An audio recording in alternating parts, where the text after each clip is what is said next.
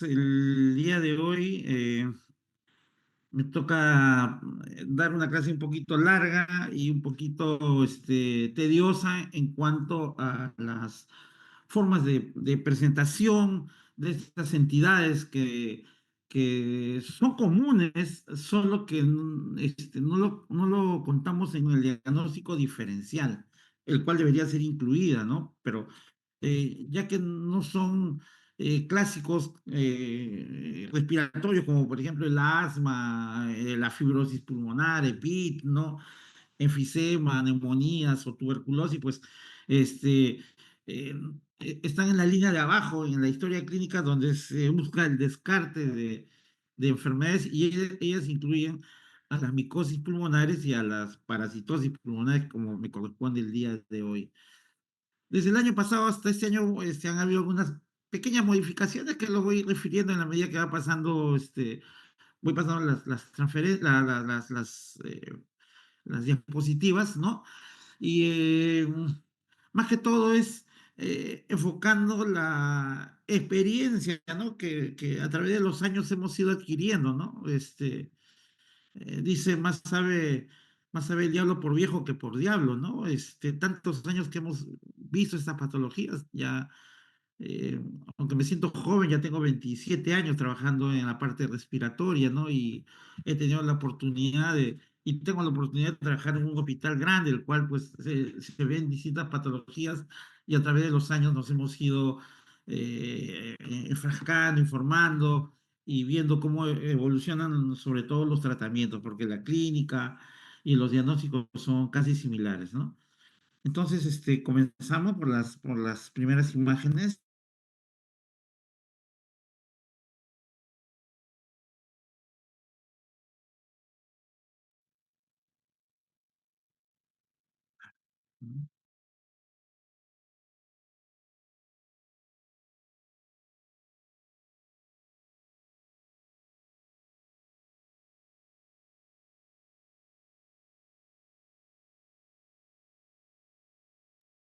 A ver, se me ha paralizado las imágenes. Ahorita voy a revisarlo, un momentito.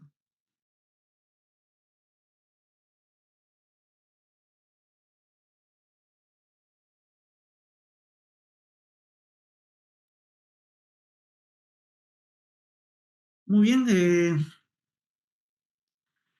¿en quiénes sospechamos las micosis pulmonares, no? Los pacientes que tenemos hospitalizados y que tenemos una fiebre persistente mayor de 72 horas, ¿no?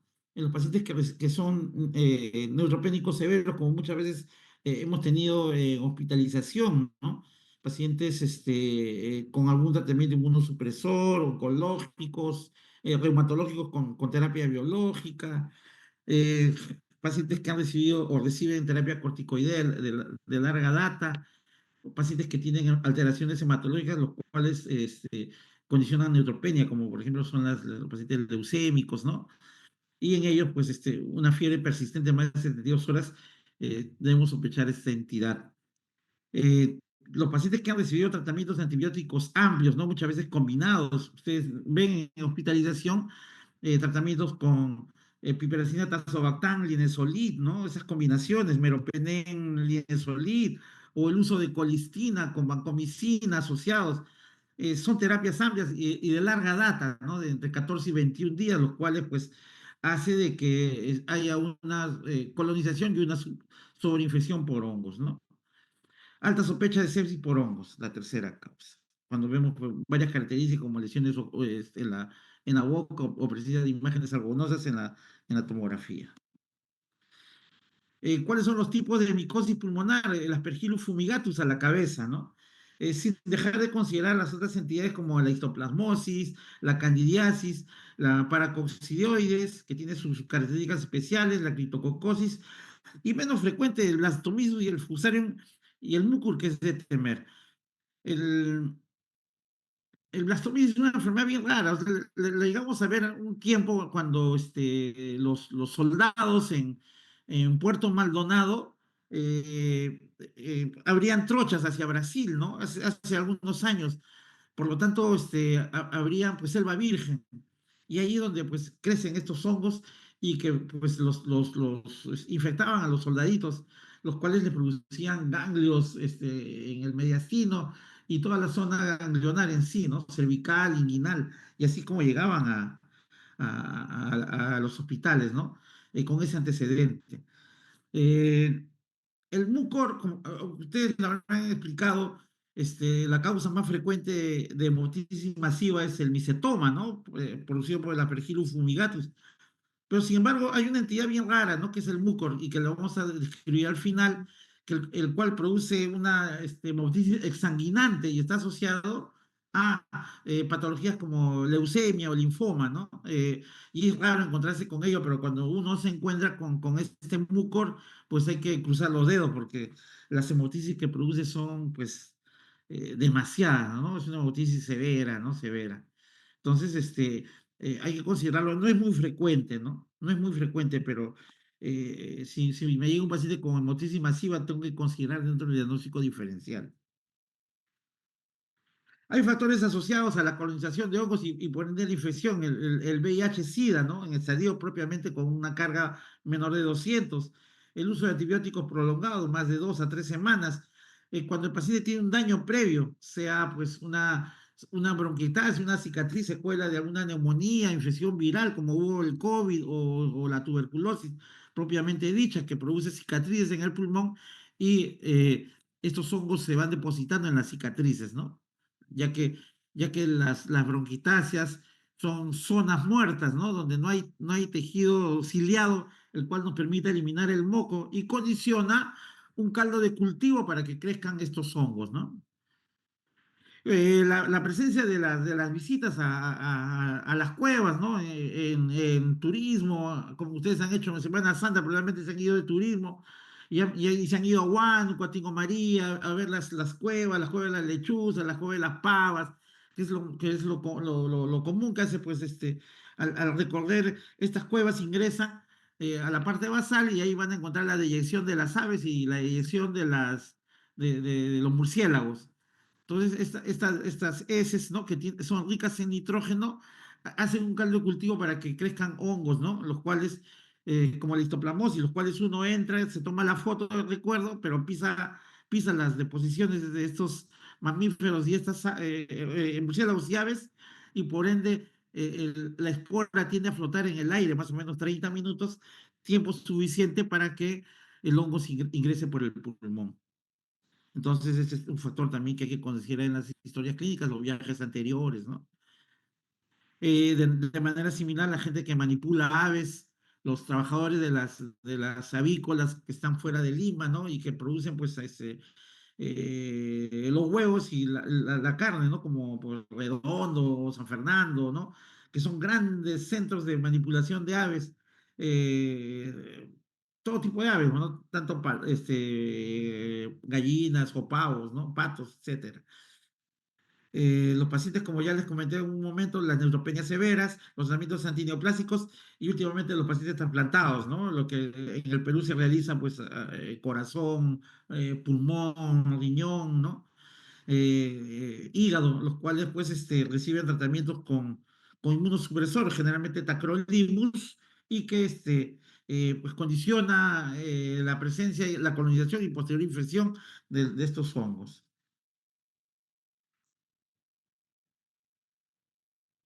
Por el mismo hongo propiamente dicho, inhalando esporas, ¿no? Lo que le estaba comentando, ¿no? Puede también ser una sepsis por vía hematógena a los pacientes que están hospitalizados en larga data, ¿no? Y que pues reciben tratamientos antibióticos múltiples. Por la respuesta propia inflamatoria en algunas entidades como las micosis pulmonares seculares en la paracoccidosis, que pues produce una retracción, ¿no? Puede producir un fibrotórax o una pericarditis constrictiva. Los antígenos de hipersensibilidad, como vamos a ver en un momento, la aspergilosis broncopulmonar alérgica, ¿no? Que es la micosis que se asemeja mucho al asma, ¿no? Y que está también dentro del diagnóstico diferencial. Muy bien, estas son las generalidades en cuanto a las infecciones por hongos, ¿no? Y vamos a comenzar con el primer hongo, que es muy frecuente, que no es tolerado no es tomado en cuenta, pero sí hay que pensar en los pacientes que tienen un CD4 menos de 200, ¿no? El alto riesgo de contraer estas infecciones. Estos, como le digo a los alumnos, estos hongos los tenemos en la cavidad oral, ¿no? Pero cuando la inmunidad disminuye, colonizan y producen neumonías, ¿no? Eh, que es la neumocistosis. Eh, Inicialmente fue catalogado como un protozoo, pero era difícil mantenerlo, o sea, identificarlo como tal. Eh, Hubo una discusión respecto a si esto podía ser una bacteria, un hongo, pero no crecía en los cultivos, por lo tanto se hacía muy difícil poder identificarlo. Recién en el año 88 pues, fue clasificado como hongo, ¿no? Y su característica es que tiene afinidad hacia el pulmón. Eh, en el ser humano es patógeno, causa enfermedad, no se puede cultivar y las infecciones no confieren inmunidad. Eso quiere decir de que cuando tengo una nemocistosis por Nemocystis yerobechi, nosotros recibe el tratamiento clásico de cotrimoxazol, que es la sulfa, 21 días, y eso no le confiere inmunidad, porque si es un paciente, por ejemplo, que tenga una neoplasia o un VIH, en el cual su conteo, su CD4 sea menor de 200, nuevamente se puede volver a infectar y nuevamente puede volver a hacer una neumonía. Nuestro problema va a ser el grado de resistencia que pueda tener a la sulfa cuando los tratamientos son crónicos, más no de la infección, o sea, se puede volver a infectar. Muchos servicios de infectología, ¿no? En los pacientes con VIH dan terapias profilácticas con cotrimoxazol en dosis mínima para evitar el crecimiento saprofítico de la cavidad oral. La enfermedad, la teoría de la infección es cuando la enfermedad ya hay una inmunosupresión y tiende a expandirse, ¿no? O sea, pasa a la zona de la laringe, recordando que la zona posterior a la laringe, donde está la tráquea, debe ser una zona estéril, ¿no? Todo lo que está por fuera de la laringe está contaminado porque es la cavidad oral, la faringe, ¿no? Que comunica pues hacia el aparato digestivo, pero pasando la cuerda vocal, la tráquea y los bronquios deben ser estériles. La transmisión es de persona a persona por vía respiratoria, todos somos contagiantes por ende, ya que está en el ambiente, mas no hacemos la enfermedad. Las personas no infectadas pueden ser portadores asintomáticos de la neumocistosis, ¿no? Y pues casi el 95% presentan un CD4 menos de 200, ¿no? Estos son algunos datos que he sacado de microbiología y también de parasitología, como vamos a ver a continuación, cómo el ciclo biológico de la neumocistosis, eh, cómo se va haciendo, en la medida que va creciendo, se va haciendo patógeno, ¿no? Eh, Tiene su característica de este hongo, es que pues es un patógeno alveolar, ¿no? No invade el huevo, lo tiene ahí, ¿no? Las formas vegetativas, como hemos visto hace un momento, pues entran hacia el alveolo y altera la gradiente alveolar arterial y reduce la capacidad de difusión, como si fuese pues una infección viral, ¿no? Algo así, ¿no? Como veíamos en las personas que hacían neumonía por COVID, ¿no? Que era más o menos la misma, la misma estructura, la misma forma de hacer la sintomatología. De tal manera que el paciente, su primera manifestación es la disnea, ya que la difusión está disminuida, ¿no? Bueno, esto es un poquito más de lo mismo, ¿no? La respuesta inmune, ¿no? Que es la interacción entre el CD4 y los linfocitos T, los macrófagos alveolares y los neutrófilos. Eh, para dar un tratamiento en micosis pulmonar por Nemocystis yerobechi, pues lo más probable es que se dé una terapia conjunta con corticoides, ¿no? Porque el factor de necrosis tumoral produce mayor inflamación. Y si tenemos un paciente con disnea y con alteraciones en la difusión del pulmón, y encima le vamos a dar un tratamiento que va a liberar el factor de necrosis tumoral que va a producir mayor inflamación y por ende mayor disnea, el paciente pues, puede ir inclusive a soporte de cánula de alto flujo o ventilación mecánica. Por eso es que la indicación muchas veces, de acuerdo a unos parámetros que vamos a ver a continuación, pues se le debería dar corticoides asociado al tratamiento. Muy bien. La disnea progresiva, ¿no? Como su primera manifestación. En la práctica seguro han hablado de las neumonías típicas o las neumonías atípicas, ¿no? En este caso, la neumocistosis produce un cuadro similar a una neumonía típica, ¿no? Aunque pues recordar siempre que en medicina el 100% no existe ni el 0%. O sea, no existe el nunca y siempre, existe el casi siempre y el casi nunca, ¿no? Por eso es que estudiamos medicina y no somos reemplazados por robots.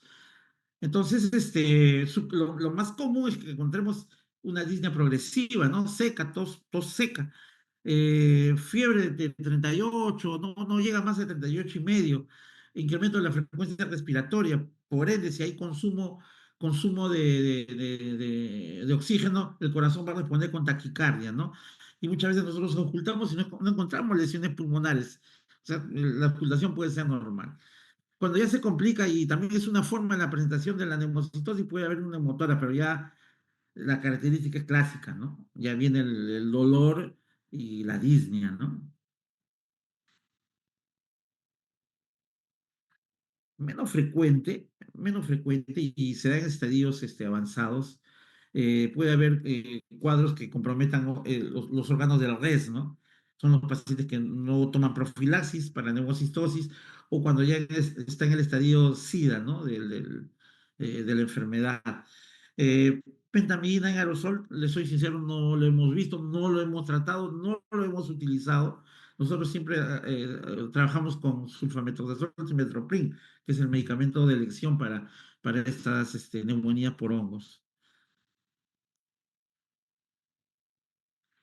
Hay dos grupos que hay que considerar, y esto pues muchas veces viene en las preguntas del examen, ¿no? Porque lo vamos a ver en la práctica y vamos a ver sus características. Es diferente tener una neumocitosis por VIH, que es lo más común, que una neumocitosis sin VIH, que son los pacientes oncológicos, inmunosuprimidos o que usan terapia inmunosupresora, ¿no? Ahí hay que tener dos cosas muy importantes. El número de microorganismos o sea, es aumentado en el VIH. Por lo tanto, cuando un paciente con VIH se le hace una broncofiloscopía con lavado bronquial alveolar, vamos a encontrar, o sea, nosotros pedimos un estudio, un rastreo de las tinciones para ver la neumocistosis y nos sale positivo. A diferencia de los pacientes que no son VIH, en los cuales pues el número de microorganismos es disminuido y por tanto cuando le hacemos el VAL, el lavado bronquial alveolar, nos puede salir negativo, ¿no?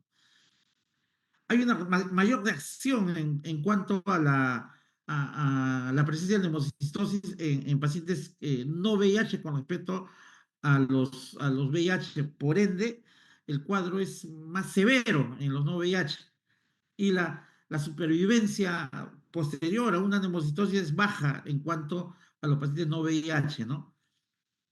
Que la mayor complicación de mortalidad está entre 30 y 60%, a diferencia de los VIH, que nos toleran mejor el tratamiento y su tasa de mortalidad es de 10 al 20% en la medida que no sospechemos y no hagamos un diagnóstico a tiempo.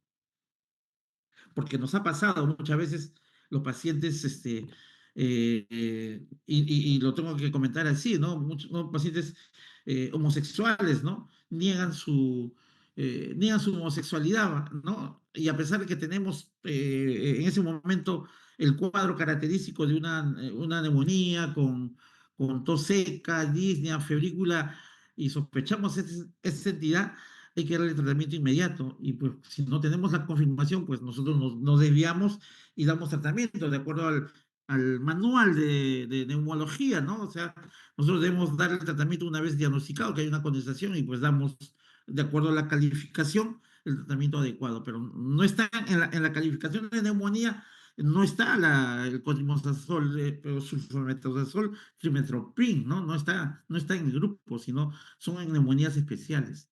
Por lo tanto, perdemos tiempo, ¿no? Y aquí Es cuestión de ganar tiempo para poder dar un tratamiento oportuno bajo la sospecha de esta entidad, ¿no? Y eso nos ha pasado, ¿no?, muchas veces, ¿no? Inclusive en algunos casos nos ha ido mal, ¿no? Y tengo, pues, múltiples experiencias. Nos pasaríamos todo, más de 2 horas la clase pues, que se va a hacer un poco más larga. Y eso, pues, no, más o menos quiero que me entiendan esa idea. La característica de la neumonía por VIH por neumocistosis es que el paciente progresa su disnea, ¿no? Va incrementándose paulatinamente. A diferencia del paciente que está hospitalizado, por ejemplo, con una leucemia y que de un momento a otro ¡pum!, comienza a agitarse, ¿no? Y a veces el médico tratante, que son los hematólogos, piensan que es una tromboembolia, ¿no? Y no es así. Pues encontramos la neumocistosis en estas entidades y damos el tratamiento oportuno antes que siga transcurriendo los días y no demos el tratamiento que realmente requiere, ¿no? La clásica imagen es de los infiltrados bilaterales periliares intersticiales difusos, ¿no? Que tienden a ser en la radiografía a partir del hilio hacia las bases, ¿no? Son bilaterales, son simétricos. Formas bien raras de presentación. Realmente la neumocitosis tiene 8 formas radiológicas de presentación. Son la presencia de nódulos solitarios o nódulos múltiples que a veces aparentan granulomas o pueden ser neoplasias, ¿no? Pero no son tan agudas, o sea, la disnea es muy aguda. Neumatoceles o neumotoras, también como una infección por estafilococo que puede producir neumatoceles, ¿no? O un neumotoras por una perforación, bulas o algo que haya presentado previamente. Pero pues se presenta como neumotoras y la disnea es un poco más abrupta, pero sí va con dolor, ¿no? Bien raro, bien raro. Eh, eh, Poquísimos casos la presencia de derrame pleural, pero la presencia de ganglios sí hay, sobre todo en el sistema RES y el RES que incluye pues el mediastino, ¿no? Pero derrames plurales muy poco hemos encontrado. De todas maneras está descrito dentro de las imágenes que se pueden esperar. Lo común es el patrón intersticial difuso, ¿no? Como vemos en la tomografía. Así encontramos el paciente con neumocistosis, ¿no? Y rara vez, pues, la presencia de neumatoceles, ¿no? Que también está descrito y que también lo hemos visto. Esos neumatoceles se rompen y producen un neumotórax y es donde, pues, el paciente llega a la emergencia. Una herida que progresa y se precipita, ¿no? Aquí también hay otra forma de presentación, ¿no? Como son neumotoras que pues bordean todo que es la imagen negrita, que está periférica al pulmón, ¿no? Que es la que precipita la disnea en estos pacientes, ¿no? Con el infiltrado vivasal homogéneo, ¿no? Que parece un edema agudo de pulmón, pero son jóvenes, ¿no? O sea, pues esa es la diferencia. Son pacientes jóvenes. Es raro encontrar ya un paciente adulto con estas características, pero los hay, no digo que no los haya, ¿no? Hemos encontrado en distintos tipos de edades, en distintos tipos de profesiones, hemos encontrado colegas, hasta sacerdotes hemos encontrado. Entonces, eso no distingue, pues, condición social ni ocupación.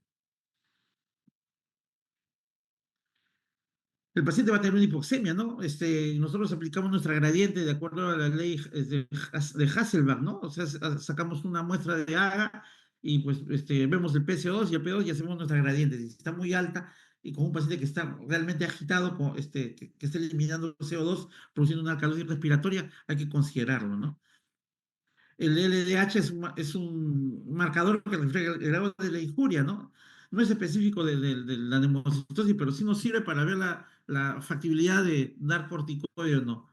La verdad, le soy sincero, yo siempre le doy corticoide, no me las juego, a pesar de que tenga el LDH bajo, porque puede subir en el transcurso de los días. Yo sí le doy el corticoide. La capacidad de difusión es anormal. Esta es una descripción ya de la enfermedad propiamente dicha, ¿no? No le voy a hacer un test de difusión a un paciente que está con franca insuficiencia, pero sí se le puede hacer posteriormente.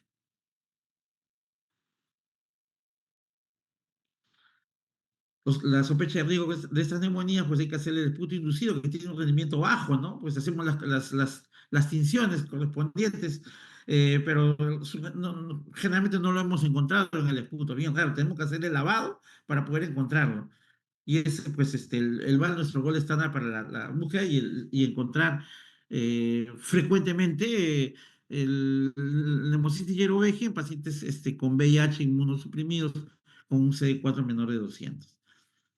Bien raro, hemos llegado, sí, hemos llegado pues en pocas oportunidades a hacer una biopsia de pulmón cuando no tenemos un diagnóstico definido. Está dentro del protocolo, ¿no? De diagnóstico y manejo, ¿no?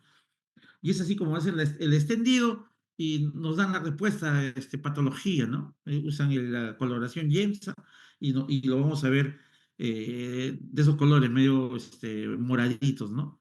Son las formas en las cuales pueden ser teñidos y pueden ser encontrados en el lavado bronquial alveolar, ¿no? Que es el que se recluta y se envía inmediatamente al laboratorio. PCR se recomienda solo en pacientes en los cuales pues, probablemente no vamos a encontrar el Yerovec, neumonitis Yerovec. Entonces, son pacientes que se habla con el personal diciéndole de que es un paciente no VIH y que la posibilidad de encontrar positividad es baja, entonces usamos el PCR, ¿no? Eh, Muy inespecífico el beta-glicano para,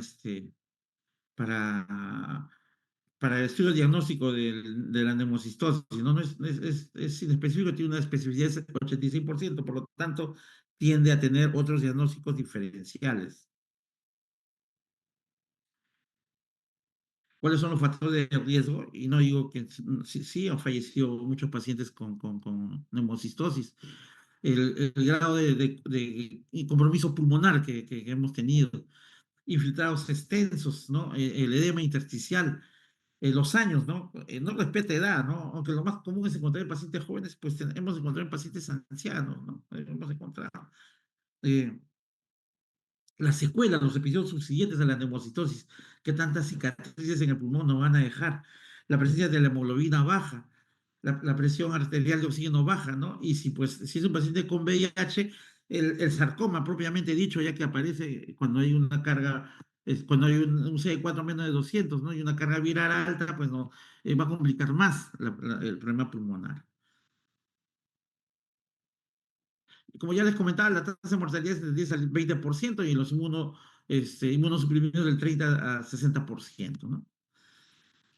Y este es el tratamiento de elección, el trimethoprim sulfamethoxazol, 4 a 5 miligramos por kilo endovenoso. Lo usamos 3 veces al día, ¿no? Vía endovenosa. El problema hay que tener bastante cuidado porque el efecto secundario es la gastritis, por lo tanto hay que ir con omeprazol endovenoso, ¿no? Para evitar eso. Eh, Se puede producir exantemas que son manejables con antihistamínicos. Bueno, la otra de la hepatitis medicamentosa que sí complica el cuadro de la neumocitosis y hay que ir por terapias alternativas. No tenemos pentamina aerosol, podemos usar clindamicina, por ejemplo, pero pues es, es, eh, es menos intenso y más tóxico. A tu vacuna no tenemos. Casi todos nos han ido bien, ¿no? Con el sulfametrazol, simetropin, es la verdad. Un poco, los problemas que hemos tenido con la sulfa es hepatitis, que sí es un problema. Los exantemas lo manejamos con antihistamínicos y la gastritis lo manejamos con bloqueadores de los canales de protones del estómago, ¿no? Omeprazol, es omeprazol endovenoso, que pues protegen pues, la mucosa gástrica del tratamiento.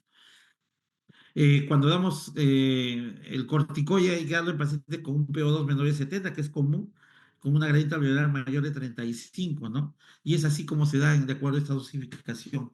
40 miligramos 2 veces al día, o sea, 80 miligramos día durante 5 días y vamos desescalando.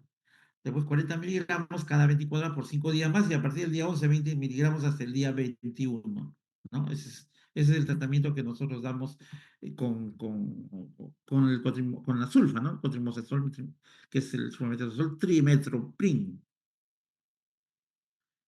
Muy bien, esa es una entidad lo encontramos con bastante frecuencia. Hay que hacer el diagnóstico diferencial, hay que hacer una buena historia clínica, hay que tomar datos del paciente, ¿no? el paciente siempre va a esconder datos, entonces hay que verlos de manera indirecta. Tuvimos un odontólogo, por ejemplo, que fue nuestro paciente, ¿no?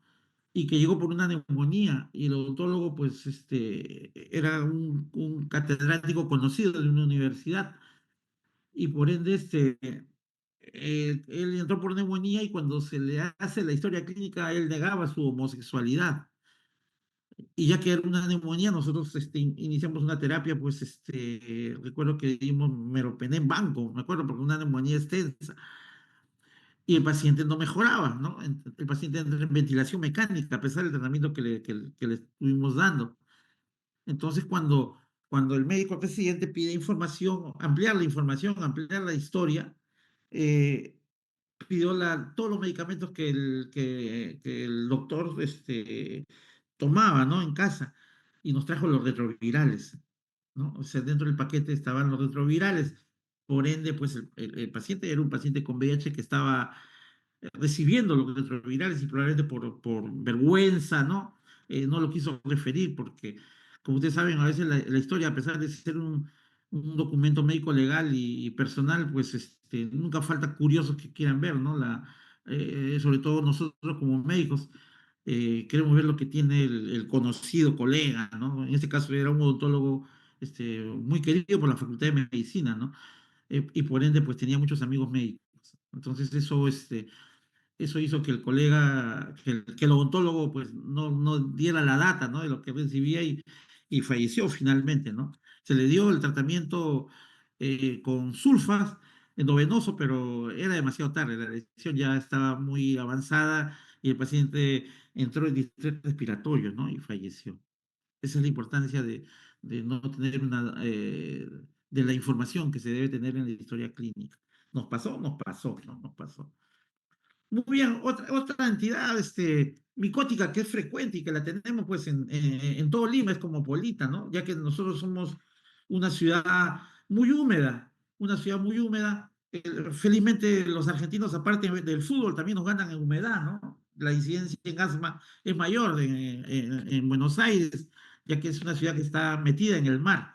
A diferencia de nosotros que nos cae pues a través de los distritos costeros, nos cae la humedad, ¿no? A Lima, por ende nos pone en el segundo lugar por detrás de Argentina, ¿no? Y en estas casas húmedas, pues se mete el hongo, ¿no? En este caso, pues tenemos la aspergilosis pulmonar. Y es una entidad que ha sido descrita durante muchos años, ¿no?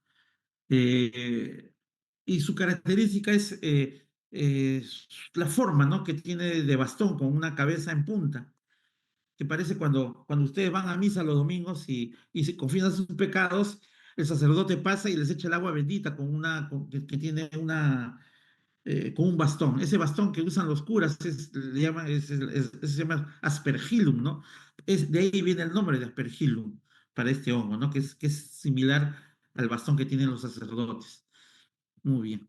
Si van a misa los domingos, lo van a ver y van a decir, ah, esto es. Es un hongo filamentoso y alino de distribución universal, ¿no? Y ocasionalmente aparece en forma de brotes hospitalarios en obras de remodelación, lo que les comento, ¿no? La humedad es el problema. La más frecuente es la Aspergillus fumigatus, casi el 95%, aunque hay que considerar las otras formas de presentación, que también las encontramos, pero son como rarezas, ¿no? Hemos encontrado Flavius niger, Terrius y Lentulus no he encontrado, pero está descrito y pues lo agregamos como tal. Pueden presentarse, a pesar de que los pacientes están inmunocomprometidos, formas invasivas de enfermedad. Hay presentes de formas aprofitas y formas alérgicas, como vamos a ver a continuación. ¿Cuáles son sus clasificaciones? ¿No? ¿Qué producen? La pergilosis crónica puede producir cavitaciones que semejan a la tuberculosis. Y a veces nosotros damos tratamiento para la tuberculosis, sin embargo, pues el paciente no mejora. Comenzamos a pensar que está haciendo resistencia, pero no mejora, sino que es un hongo, ¿no? Entonces hay que considerarlo porque cavita y produce edema pericavitario. Por ende, pues sí, obviamente que si tengo un BK positivo me olvido de eso, pero si tengo un BK negativo y está la cavidad, hay que pensar en esa posibilidad. Eh, Forma de presentación fibrosante cuando ya ha sido tratado y el pulmón se comienza a retraer, ¿no? Ese es un problema también de la pergilosis.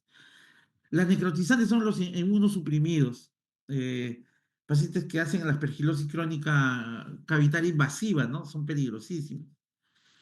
Puede vivirse aprofíticamente y produce manifestaciones en el oído o sinusitis crónica. Muchas veces eh, entran los otorrinos a operar sinusitis y encuentran esa aspergillus que es de color, parece excremento, es de color marrón. Y pues curetean los cornetes pues y sacan ese hongo, ¿no? Y es un aspergillus. Y en el pulmón crecen en las cicatrices previas, ¿no? En las bronquiectasias crecen y se van acumulando como pelotitas, produciendo el aspergiloma, que es la causa principal de mortisis masiva en el Perú. Así como produce esta forma, también produce una forma alérgica, ¿no? Que es la que semeja al asma bronquial, que es la pergilosis broncopulmonar alérgica. Que la diferencia, hay que buscarle las bronquitasias centrales, ¿no? Si nosotros ubicamos las bronquitasias centrales en un paciente asmático, entonces pensamos en la posibilidad de la pergilosis broncopulmonar alérgica. Y vamos a ver el hemograma, que vamos a encontrar eosinófilos elevados, ¿no? Esa es su característica. Produce reacción de hipersensibilidad, es considerado como un paciente asmático mal controlado. Nosotros usamos la cadena del GINA, ¿no? De 2025 para el manejo de asma y utilizamos pues inhaladores y a pesar de hacerle caso a la cadena del GINA y vemos que el paciente persiste con el broncoespasmo, hay que pensar en esta posibilidad, ¿no? Se le maneja como un asma, entre comillas, mal controlado. La tos es productiva y se pega a la mucosa bronquial, ¿no? De tal manera que dibuja muchas veces eh, por ejemplo, los cartílagos traqueales, ¿no? Entonces salen como el borrador que usaban ustedes en el colegio, así como pedazos de esputo muy denso, ¿no? Y que modela la figura del bronquio. Entonces, así muchas veces los elimina, ¿no? Y la tomografía con las bronquitis centrales nos ayudan bastante para el diagnóstico. El paciente tiene una historia, entre comillas, de asma, hay infiltrados pulmonares con la presencia de eosinofilia tanto en el esputo como en sangre, ¿no? Y pues menos frecuente la reacción de hipersensibilidad cutánea, porque no tenemos al antígeno aspergillus. Tenemos exámenes serológicos actualmente, ¿no?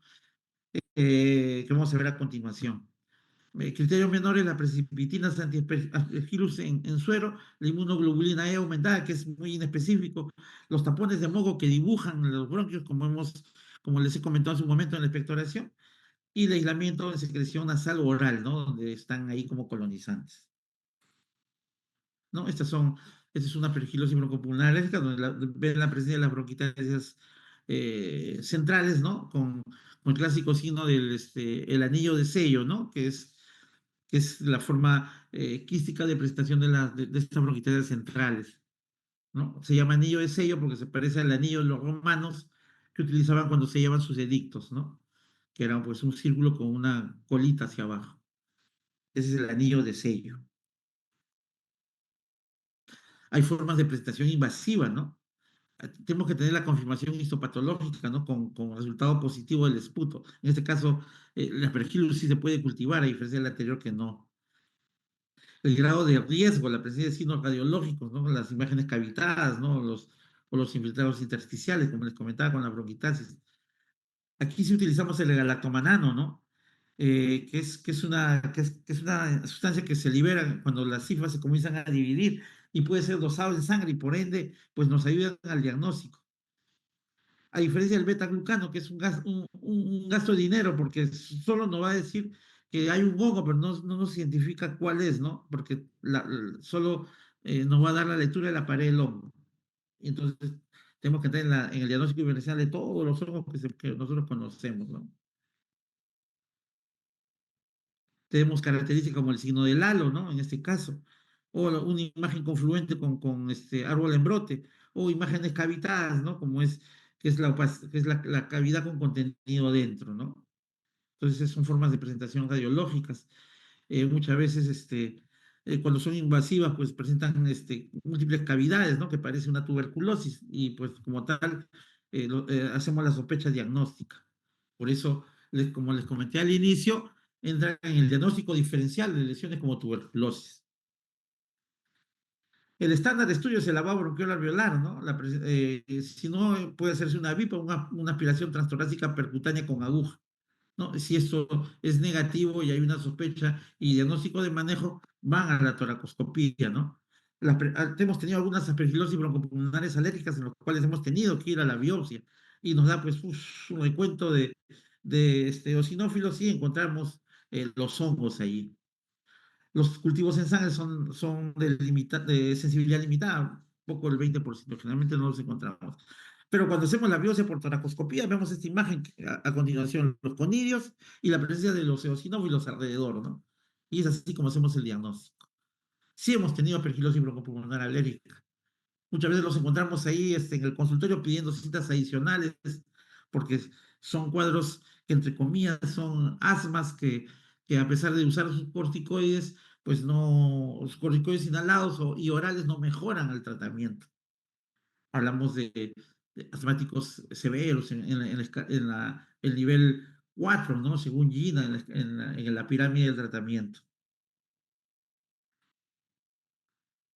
Tiene un 96% de especificidad el galactomanano, por eso sí lo usamos, ¿no? Hay que saber utilizarlo. Y en el determinado momento cuando sospechamos de esta entidad.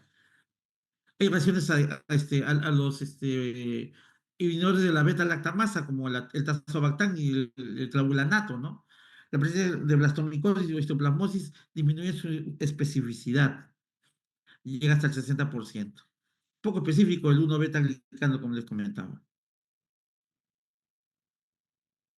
Los tratamientos para las formas invasivas pues, es el voriconazol, ¿no? Y si el paciente está muy severo, pues, usamos el anfotericin B, pero el anfotericin es el riesgo del anfotericin que produce daño renal, entonces hay que usarlo con bastante cuidado. Nosotros hemos tenido hace poco un paciente con criptococosis, ¿no? No VIH, el cual pues le llegamos a dar anfotericin, pero hizo un AQI. Por ende, pues tuvimos que cambiar el tratamiento alternativo, pues darle voriconazol, ¿no? 100 miligramos por kilo de peso, pues viendo venoso cada 12 horas, ¿no? Pero claro, lo ideal es darle la fotericin, pero el rango de tratamiento es casi tóxico, ¿no? O sea, pues, y ese es el problema. Es un buen antifúngico, pero es el efecto inmediato que nosotros vemos en esto. Si la creatina comienza a subir, ¿no? Y eso, pues hay que detenernos y cambiar el tratamiento antimicótico. Si lo tolera bien, perfecto, pero si no, hay que cambiarlo. En cuanto a la aspergiloma, que es una forma de presentación micótica, el tratamiento es, pues, quirúrgico, ¿no? La segunda, el segundo manejo es quirúrgico y el tercer es quirúrgico también. O sea, el manejo es cirugía. Si el problema es que el paciente tiene una reserva funcional menos del 50%, o si tiene la presencia de compromisos múltiples por diseminación del hongo, ¿no? El cual pues se encuentra en varios segmentos pulmonares, tanto ipsi como contralateral, pues no hay posibilidad de la cirugía, entonces tiene que ir al tratamiento médico, que es con el itraconazol o el voriconazol, ¿no?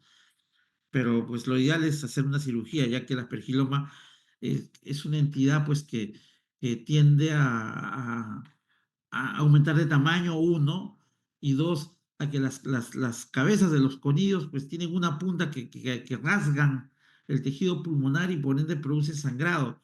Y encima, su característica de estos hongos son neovasculares, o sea, produce y atrae la formación de nuevos vasos sanguíneos cercanos a la zona de la lesión, y eso incrementa el sangrado.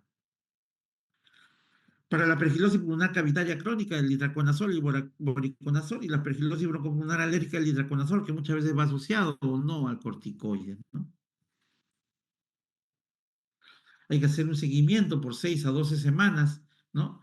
Y se puede hacer un tratamiento prolongado con voriconazol oral. Las tomografías de control, generalmente, pues nosotros en el hospital hacemos un control a los 6 meses, ¿no? Para ver cómo evoluciona la enfermedad. Obviamente que si el paciente vemos que no hay una mejoría, pues hay que hacerle al tercer mes. Otro punto importante que es la negativización del galactomanano no es suficiente como un criterio único para suspender el tratamiento, ya que el galactomanano, pues, nada más nos dice la separación de las cifras, ¿no? Pero pues pueden mantenerse los hongos ahí, ¿no? Una cosa importante, la reversión de la inmunosupresión es necesaria para mejorar la mortalidad. O sea, Si controlamos la causa inmunosupresora que ha condicionado esto, pues nosotros puede tener un mejor pronóstico. Muy bien. Otras formas de presentación de hongos, ¿no? Vienen siendo descritas desde el incremento de frecuencia, desde que hicieron el bendito canal de Panamá, ¿no? Panamá es una zona tropical y por ende, pues, siempre que entramos en una zona tropical y abrimos trechas y abrimos caminos, pues el hongo esté allí y pues infecta al hombre, ¿no? Y fue como sucedió en los primeros años del siglo pasado, en los cuales pues se construyó el canal de Panamá y muchos de los trabajadores que se encargaban de las excavaciones murieron de esta enfermedad, que le llaman enfermedad de Darling, ¿no? Que es la histoplasmosis pulmonar. Que la vemos en el hospital, sí la vemos también. Realmente está en las zonas tropicales, pero es una infección cosmopolita. Tanto en el Perú como en Argentina, Brasil, Estados Unidos, México, pues lo vamos a encontrar con regular frecuencia.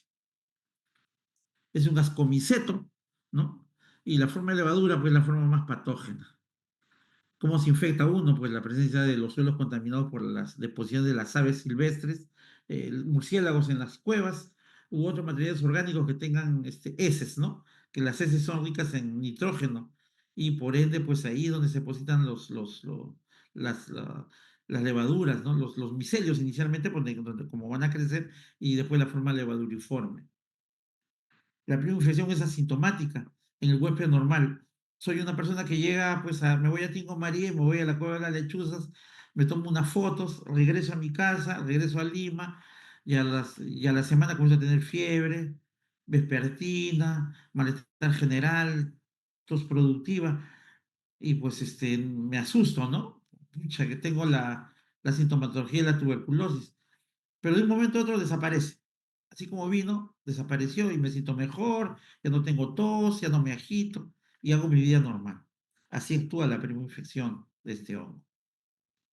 La enfermedad diseminada ocurre en la infancia cuando el paciente pues, está recién desarrollando su inmunidad o el paciente que tiene inmunosupresión severa. Las formas agresivas son las formas de las levaduras, que cuando uno, como les dije al comienzo, uno pisa la dirección de los murciélagos o de las aves silvestres y el hongo tiende a flotar durante 30 minutos en el aire, en el ambiente. Y después de los 30 minutos, por la densidad de la pared del hongo, que es más, tiene mayor densidad que el aire, pues flota, ¿no? Y por ende uno llega, pone su naricita, la aspira y pues se aspiran las levaduras. Entonces, ese es su mecanismo de transmisión, ¿no? Esa es pues la imagen que ya hemos hablado, cómo el hombre lo aspira. Hay formas agudas que va a depender de la cantidad de hongo aspirado, ¿no? Puede producir un cuadro gripal o puede llevar a una franca insuficiencia respiratoria. La radiografía de tórax nos va a decir que hay una neumonitis, que es un compromiso del intersticio del pulmón. Y las formas crónicas son los pacientes sintomáticos respiratorios, pero ya son de larga data. En la radiografía vamos a encontrar cavitaciones y tejido fibrótico en los lóbulos superiores, en los ápices. La forma diseminada progresiva, pues son en los pacientes que tienen inmunosupresión y que pues lleva una falla multiorgánica sistémica, ¿no? Menos frecuente, hemos encontrado la milia, más encontramos el distrés respiratorio en estos pacientes. Eh, a veces se confunden, ¿no? Porque dicen miliar, pero realmente es un distrés respiratorio, ¿no? No es la milia que nosotros conocemos de la tuberculosis y del carcinoma broncopulmonar, no, perdón, del carcinoma bronquiolo alveolar, ¿no? Que son las formas que sí producen, pues, cuadros típicos miliares.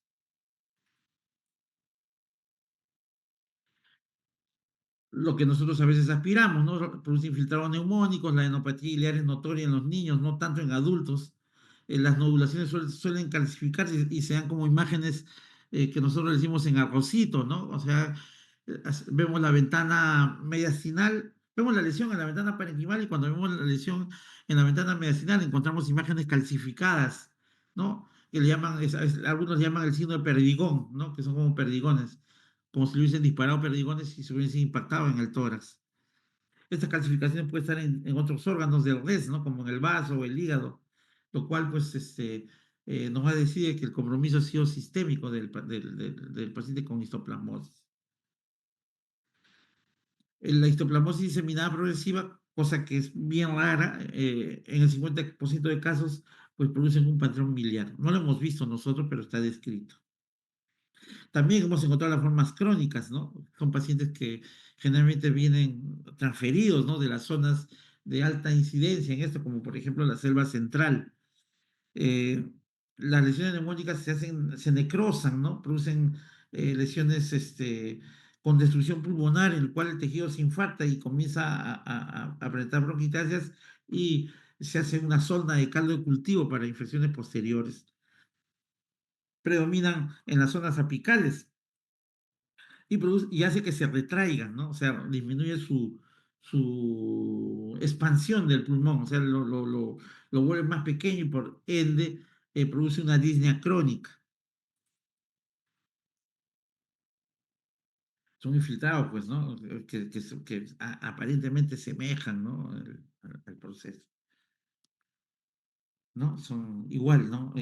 Son procesos de tipo intersticial, como en unas zonas de condensación, ¿no? En este caso basal izquierdo. Los infiltrados focales pulmonares no son frecuentes. Lo más común es como el neumocitis yerobechi, patrón de tipo intersticial o retículo nodular. Poco frecuente la presencia de ganglios mediastinales porque produce retracción de la cúpula del corazón, ¿no? Toda la zona que rodea el mediastino medio se engrosa y pues produce una compresión mediastinal. El cultivo de sangre positivo el 70%, el mielocultivo, que es de la médula, el 84%, ¿sí?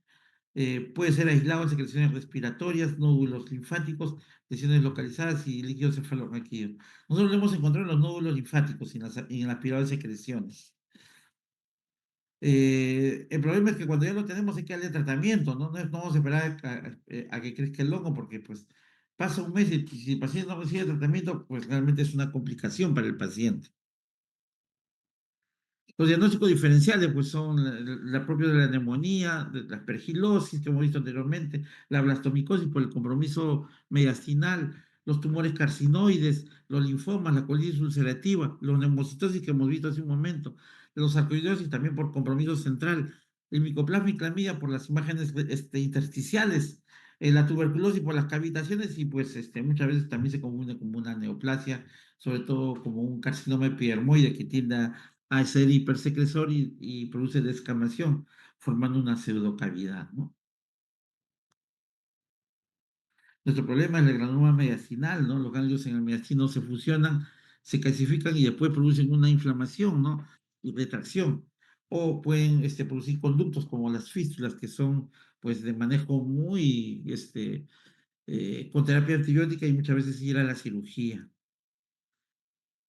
La fibrosis mediastinal es una respuesta inflamatoria realmente, pues lo que causa es problemas en el corazón, ¿no? No le permite latir. Poco frecuente como el 30% con derrame pleural bilateral y pericarditis. De preferencia nosotros en este caso igual usamos la fotericin B, ¿no? Y evaluamos si es que no le produce un AQI, ¿no? Una insuficiencia respiratoria aguda.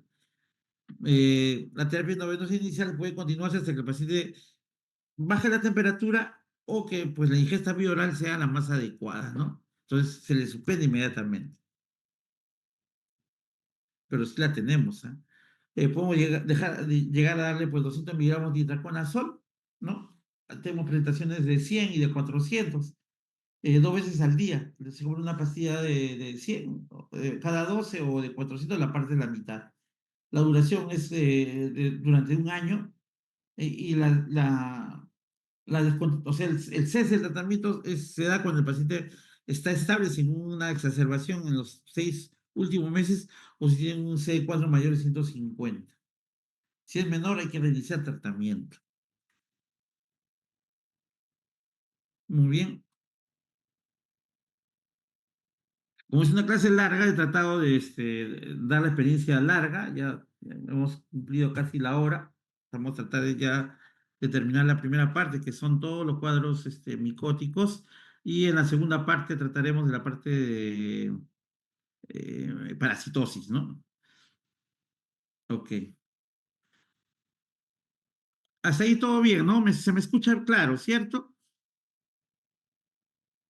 Sí, ¿Sí? doctor, sí se le escucha. Perfecto. Perfecto. Bueno, este no es un viaje a Disneylandia, este es la persona presencia es la cabeza del ratón Mickey, ¿no? Pero si ustedes recuerdan, pues sus cursos de microbiología van a encontrar una entidad similar, ¿no? Que es la paracoccidioides pulmonar, es la famosa cabeza del ratón Mickey, y es su mecanismo de reproducción, ¿no? De la gemación, por eso es que se ven así estas imágenes. El paracoccidioides brasileño lo tenemos en el Perú, sobre todo en la zona de la selva central. Y su característica es que va asociada a la tuberculosis, no se olviden. Cuando nosotros encontramos paracoccidioides hay que buscarle el BK, y el BK y le va a salir positivo. La fuente de suelo húmedo y caliente, zonas tropicales y subtropicales, son de crecimiento lento, demoran años y sus lesiones pues aparentemente son crónicas que van progresando, ¿no? Uno piensa que el pulmón se va retrayendo por la fibrosis cicatrizales que producen algunas entidades como las neumonías bacterianas, por ejemplo, ¿no?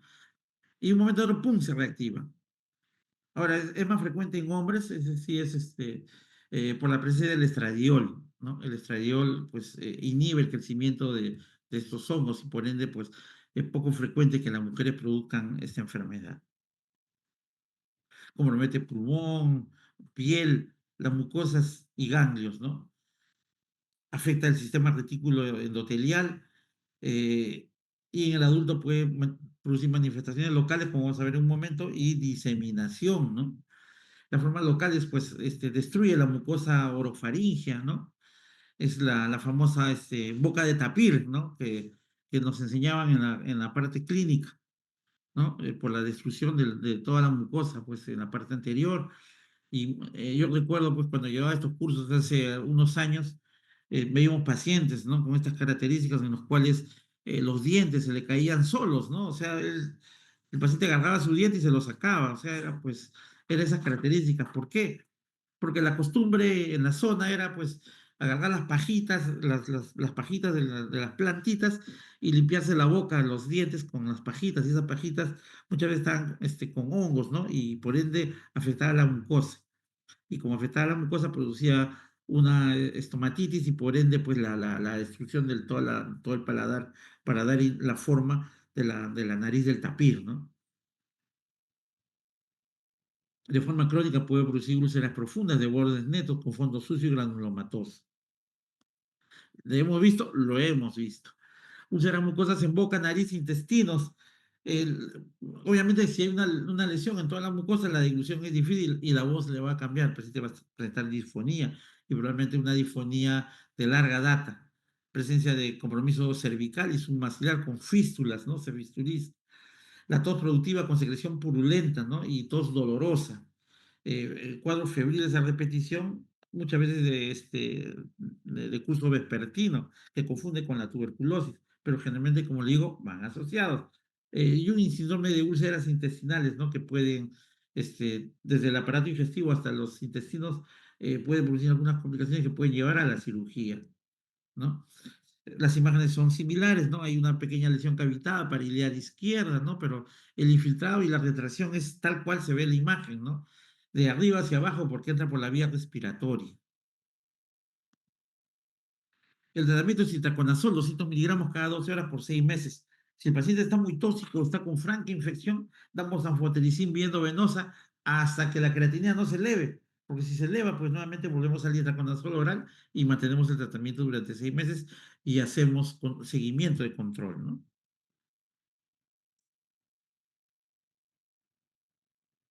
Este es Surco Viejo, pues ahí está su pérgola bien bonita donde la gente va y le da de comer a las palomitas, ¿no?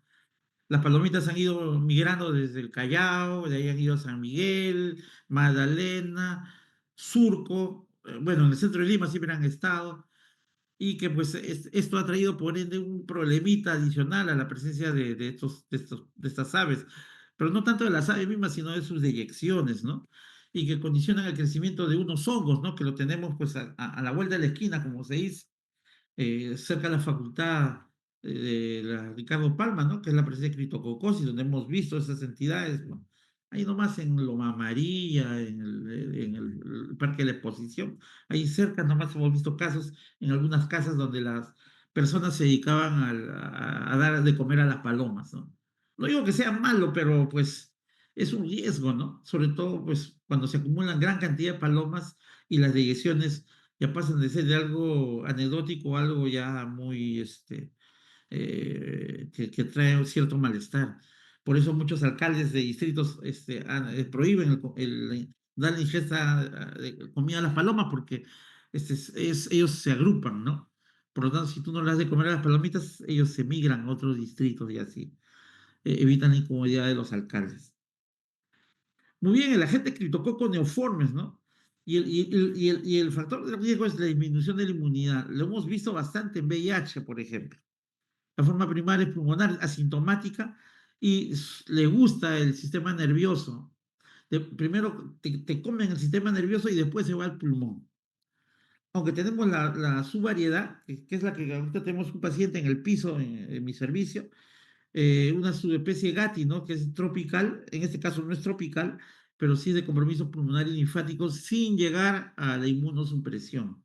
Porque lo más común es encontrar un criptococo neoformes en inmunosuprimidos, pero la subvariedad Gatti no se presenta así. También es pregunta a veces de examen. Es una enfermedad oportunista causada por estos criptococos, no frecuente en VIH y pacientes trasplantados. Nosotros lo hemos visto bastante en VIH. El suelo está contaminado por las heces de las aves, que son el medio de transmisión por la inhalación. Nosotros lo inhalamos. Puede pasar de un pulmón asintomático y dar manifestaciones neurológicas iniciales. Asemejan a un accidente cerebrovascular, ¿no? Y después cuando le hacemos la tomografía o resonancia, vemos las pelotas de hongo en el cerebro y cuando uno le baja el transductor encontramos las pelotas de hongos en el pulmón. O sea, la predilección primero tiene que ser neurológica y después pulmonar. Das las masas circunscritas, las famosas balas de cañón, ¿no? eh, Pueden encontrarse nódulos solitarios subpulmonares, por esos nódulos van a ir creciendo. Infiltrado neumónico, forma pseudomiliar, no es miliar, pseudomiliar, derrame pleural que no hemos visto y la presencia de linfadenopatías que también se puede presentar. ¿No? Son tumoraciones, así como hemorragias, ¿no? En el cerebro, ¿no? Pero tiene un halo de edema cerebral y por ende, pues, muchas veces se le considera como granulomas, pero pues van con las imágenes pulmonares, ¿no? Los cuales son masas, ¿no? Dispersas. Y por ende, cuando hay este compromiso, tanto, entre comillas, vamos a hablar granulomas pulmonares como granulomas cerebrales, pues hay que hacer la correlación. El paciente sí está mal, o sea, sí hay que darle la fotericin B, ¿no? 0,5, yo diría hasta 0,8, hasta 1 miligramo kilo día con la tolerancia de la insuficiencia renal. Si hay una respuesta y el paciente cae en la feria y está mejorando, podemos pasar el tratamiento al fluconazol, 400 miligramos día por 8 a 10 semanas, ¿no? Ese es el manejo.